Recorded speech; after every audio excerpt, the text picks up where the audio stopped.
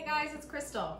Today's topic, the danger zone and internal cooking temperatures. All right, the danger zone. What does that really imply?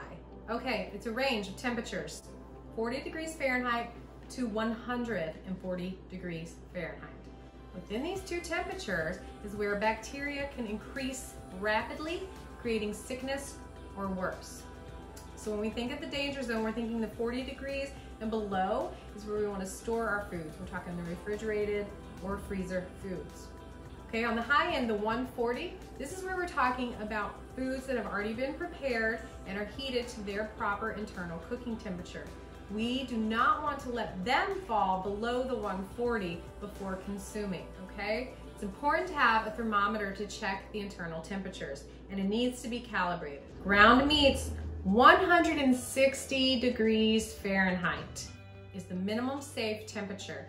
Now, when we use our thermometer, if we've got a meatloaf and it's a little bulgy in the middle and a little thinner to the sides, do not measure from the thin, okay? It's going to reach the temperature it needs to reach before the thicker portion, all right? So this is where we want any of these meats, seafoods that we talk about, okay? We're gonna go to the thickest portion always to get that internal temperature reading, all right? And 15 seconds is how long it needs to stay there. Ground poultry. So poultry is your birds, we're talking turkey, chicken, that sort of thing. Those ground 165 degrees Fahrenheit, all right? As well as whole chickens, turkeys, or the pieces. The whole pieces like the breast, the leg, the thigh, 165 degrees Fahrenheit, okay? Pork.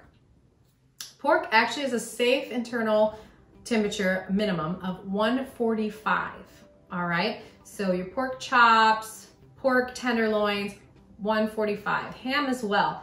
Unless you are reheating a whole ham, it needs to reach 165 degrees Fahrenheit, which is a great time to tell you too if you are reheating casseroles or any leftovers. 165 degrees Fahrenheit is your target, okay?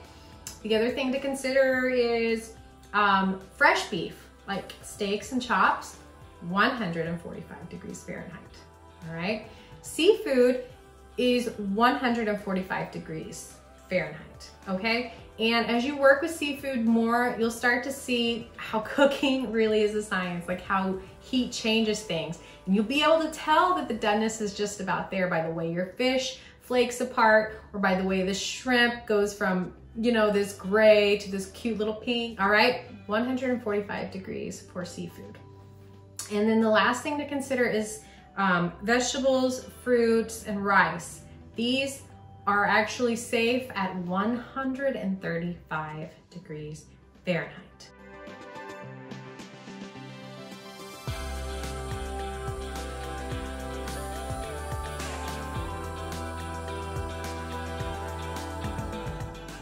Thank you guys for joining me today. I really appreciate the time that you spent with me, and I hope that you found something useful here.